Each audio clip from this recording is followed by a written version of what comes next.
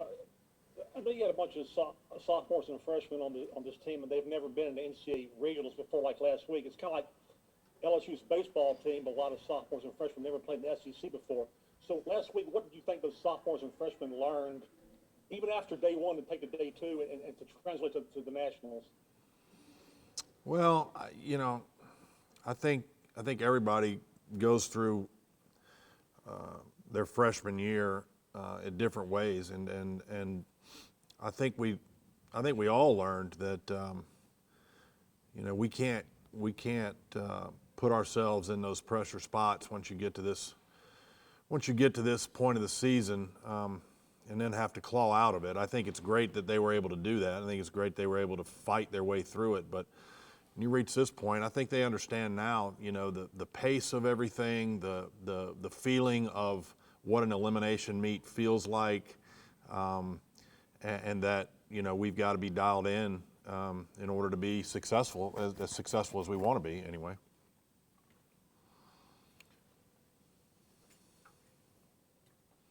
Pretty wide open. Oh, go ahead, Scott. Looks to me pretty wide open this year. Y'all are one of a handful of teams that have done over 198. Yeah, all the top 8 national seeds advanced. Your thoughts on that? How much is it going to come down to who's hot in each session, and then to advance to win on Saturday? Well, this is the second time we've gone through this format. This is a new format 2 years ago, if you recall, where we consolidated what was a 6 regional format to a 4 regional format, turned it into a 2-day deal, and went in teams in groups of 4, and so it really kind of consolidated and concentrated, if you will, the level of talent in our sport from a team perspective. And so in many ways, that with as many teams doing as well as they're doing, and as many coaches doing what they're doing on the recruiting trail and everything else, really getting to this point is pretty much the equivalent of the old Super Six in a lot of ways, because of the meat grinder you have to go through to get to this point. So I do think every team here has a shot. There's not a weak team in the bunch, and it absolutely comes down to who's there on a given day, and you've got to be able to do it twice in a row if you're going to win the whole thing. And it's the little things. It's handstands and landings that generally these things come down to. If all things are equal, it comes down to the tiny little execution things that make a difference. I've seen national championships won by a quarter of a tenth, and it's awesome for our sport. It makes for great television, but it's also bad for your cardiac health if you're out there on the floor doing it.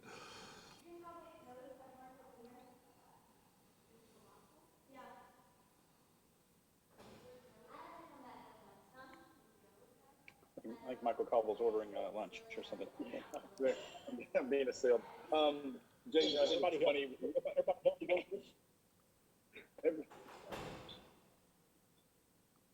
Say again? I didn't hear the question. It got. I think Ron wanted to know if everybody was healthy. Oh, is everybody healthy? Yeah. I mean, we got normal late season, maintenance things that we deal with. Body's hurting and joints are hurting and those kinds of things. But overall, we're in pretty good health. Yeah. The thing that I was going to say was, Scott and myself, we all think that there's this reason why, things go wrong with the girls. It is just as simple as execution and performance at some point, like you said, handstands and landings. Were you all surprised at the way the girls, kind of stumbled there through the regional? Yeah. And I'm sure you were pleased with the way they responded. Yeah. And the thing that we talked with the girls about just was the complementary nature that your roster was able to survive it this year, when maybe they wouldn't have in the past. I think all of what you said is true. Yeah, I was surprised because I think when I talked to you guys before regionals, I was as confident as a coach can be based on everything we were seeing in the gym and running through the practices and the mock meets and inter squad situations, and they've continued that trend in preparation for nationals too. Nothing's been different, But I also said to y'all that at that time the question still remained whether we could be that team outside of these 4 walls, and so the main thing is it's like, I gave them the analogy the other day. I remember an interview with Joe Burrow where at the end of that season, somebody asked him, could you have imagined, did you see yourself doing this based on the first year you had at LSU, based on everything, and did you see it going this well, winning the Heisman Trophy, winning the national championship? And his answer was absolutely yes. This is exactly what I saw. And I think, you reach a point where you have to absolutely believe you are the best. You have to know you're the best. You can't hope that you're the best. You can't desire to be the best.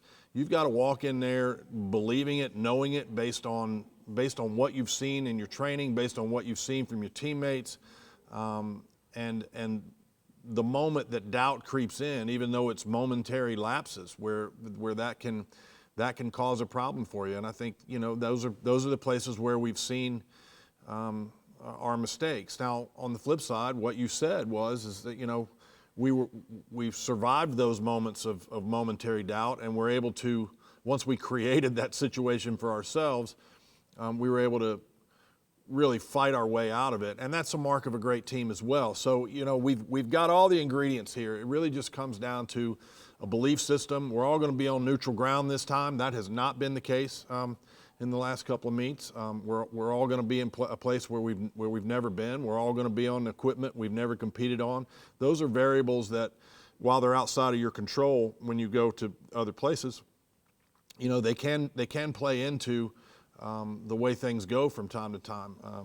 So I think we're a confident bunch, though that's the thing we've been harping on more than anything, is just a belief system that says that we're not going to be shaken by anything. They've proven that over and over again in their response to it. What we've got to do is not cause it and have to respond to it.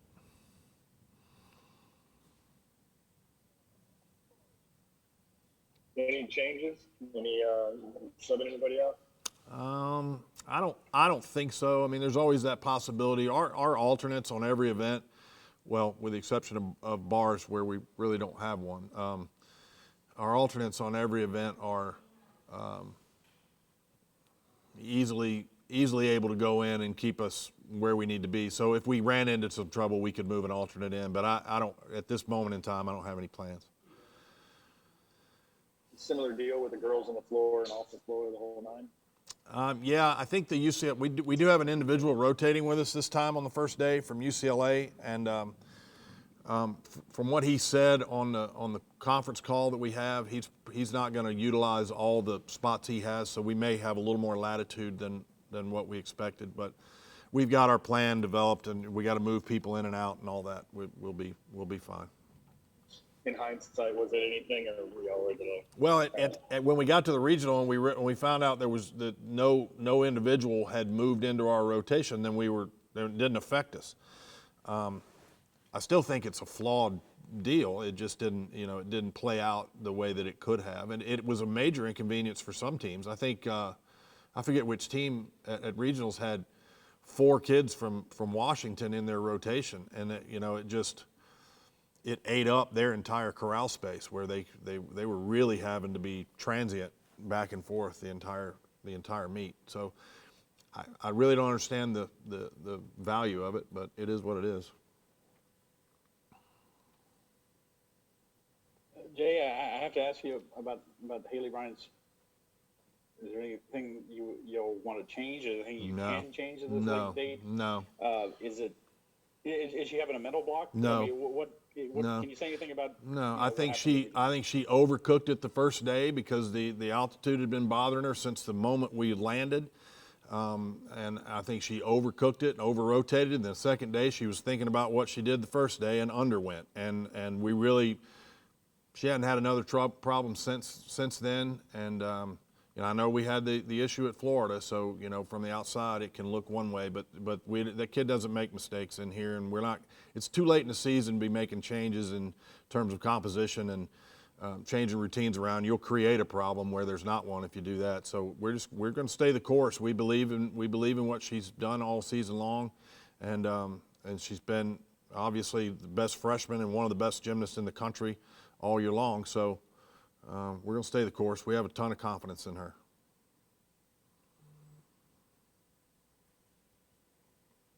Hey, Coach, I just wanted to ask you, perhaps on the broadcast or whatever, they'll bring up, well, this is, LSU's first trip with Jay Clark or whatever. You've been the head coach, obviously, all year and everything, and you stood next to Didi all those years when you went to St. Louis or whatever. Are things a whole lot different for you mentally going in? Okay, I'm the head coach of this team trying to win the national title, or is it kind of the same? I mean, it's pretty much the same. It's just doing stuff like this that I didn't have to do before, where you got to answer questions that sometimes are fun to answer and sometimes aren't. But beyond that, it's, like I've said a lot, Dee and I operated very much as partners, and she was awesome that way. She was great to, allow my influence to be in a lot of areas, and so I was able to focus on the nuts and bolts, and the only difference is that I get to spend a little more time with you guys and in the public eye rather than hiding behind the curtain. But other than that, it's pretty much the same. I can't believe all our questions aren't fun. I thought we all had fun questions. I really did. Yeah, they are. I guess they're fun to somebody, I guess. Okay, we good? Maybe Ashley Claire, she can do the media part, and you can just coach me or something like Yeah, that. something. I don't know. I don't mind doing it. I really don't. It's just, that's the thing that's different for me. It's not really that it's a pain in the neck. It's just different. It's just that kind of something that I don't mind doing, but I don't relish it either. Hey, Jay, Sarah Edwards mentioned this thing y'all were doing with fill in the blanks. I don't know if that's something new, fill in the blank of what, into I am this, we are that. Yeah. Can you shed a little light on that little Yeah, it's just Is it something new? Yeah, it's just, I don't know if it's new. It's something that I've done before. It's just, I mentioned how, I remembered a quote, that Joe had given after that. And and when you look at things that you see your team doing and you realize that there's, momentary lapses in confidence and things like that, it's just a way to get them to see and visualize and be able to verbalize what they believe about themselves, what they believe and see about each other. And it's just an attempt to, further solidify and get them to verbalize and say the things that they believe about each other. I don't think it's a magic pill by any means, but it's something that, there's something to being able to see something in your mind, being able to verbalize it and say it, and then being able to go do it. There's a connection there. I'm not big into, mysticism or any kind of overcooked psychology, but I do think that it is that there's a component there that if the mind can see it and if the mouth can say it, then the body can do it. And so it's just something that we have tried to remind them of. It's not something that's terribly new, but it's something that we've kind of reintroduced. Mr. Analytical diving into the mysticism. I like it. Yeah. Cool. Y'all have been, I have one more question. Y'all have been so close this year. I mean, obviously, one pass away from beating Florida in the regular season, a 10th away from winning the SEC championship. You were second in both your sessions in the regional. Yeah. Is there anything that needs to be done to tell these young ladies they can do it, that they can be the national champion? Now, you've mentioned before, several times of seeing a team like UCLA, not that y'all had a bad season. Obviously, y'all third in the country, but not have a great regular season and win the national title. But I mean, you've seen that. These things are kind of ancient history to them when you're 20 years old. Have you been able to communicate that part to them, that confidence that they if they have that in themselves, that you believe they can win? Yeah, and the key is to not get them to focus on the past, not to get them to focus on the mistakes that have occurred. The key is to keep them focused on what's ahead of them, because that's the way this sport is designed. And there's throughout a regular season and in certain elements of certain championships, there are variables that are not common to every team, and so our focus just is to continue to remind them of who they are. They absolutely can win the national championship, but so can 6 or 7 other teams that are there. And so so there's, a lot of it depends on our performance, but also a lot of it depends on the other team's performances.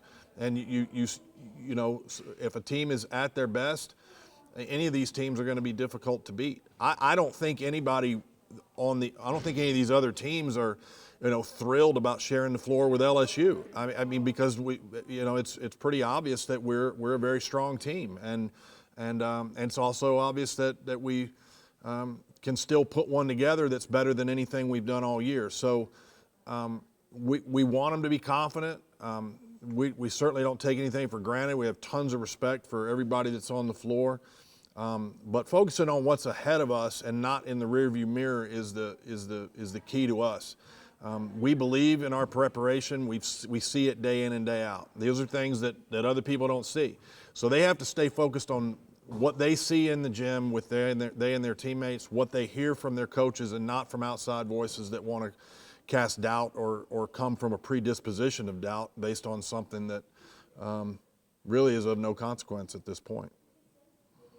You talked about how everything will be new, but you got a lot of familiar faces there with you. Does that even help settle the team? Yeah, I think you saw it day 2 of the regionals. Look at what the seniors did. The seniors came through for us on day 2 at the regionals, and the underclassmen struggled a little bit. That's what you kind of, if you were making predictions for something that wasn't going to go right, that's kind of the order you would see it happening. And so I'm very comfortable knowing that our seniors are here and in the roles that they're in. I think they've done a good job of verbalizing the things that they want to see since we've gotten back from regionals. And it's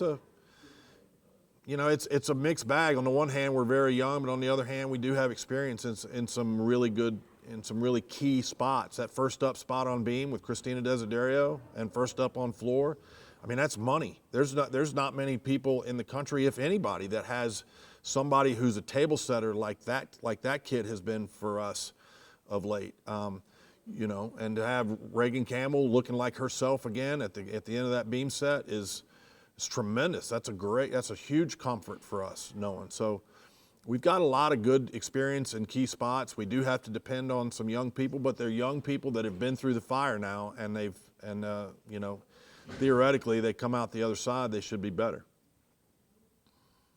That was a good way you took that question, but I meant it as far as SEC teams being. I'm sorry. Yeah, we know what we've seen Alabama, obviously, and I think on paper everybody looks at our side of the bracket now in the semifinals and thinks it's probably the toughest of the two, but there's not a bad team on that other side either. So there's three SEC teams in there. There could have been more. On the one hand, I kind of felt bad for Kentucky because I thought they had a heck of a year and performed well at regionals. They could have easily gotten into this championship. We were in a regional where 2 197.6s didn't advance, and that I don't know that that's ever happened. That regional turned out to be as it turned out based on the performances shown, may have been the toughest regional I've ever been in my career. It was amazing, the level of gymnastics that was there. So while there's 3, there could be more. I mean, the SEC is a juggernaut. Yeah, that was an awesome lead. I wish it wasn't in quad boxes. I wish there were people there. It was awesome to watch. I bet it feels pretty good. You just need a 9-8 to close it out too, huh? Yeah, I wasn't sure what we needed, and I didn't know. I'm usually pretty good with the math in my head, and I kind of knew we needed something reasonable. But I was also wondering if they had any inquiries out, or if in the way that I've gotten a little leery of trusting scoreboards in arena scoreboards from time to time. We had some trouble on the road this year, scores getting changed and things of that nature. So I kind of knew where we were, but I wasn't sure. I think it was the first time I'd seen a score review and you got a lesser score. We got a what? A lesser score? Didn't you get a lower score after the score review? Yeah, we did. And that's probably on me. I probably should have left well enough alone, but I was fighting for every 10th I could get at that point. And I put an inquiry in because the judges couldn't agree on the start value. And I was in the camp with two of the judges, and the chief judge ended up in overruling them, and I was banking on that start value coming up and us getting a 10th on that. That was on the first day, I believe, when we were in that first day. So I don't know if that would have changed the outcome of the first day or not. I never went back and did the math. No, it was minuscule. It was Haley on bars, wasn't it? Haley on beam, I think. Okay. All right, good luck, man. All right, thank you.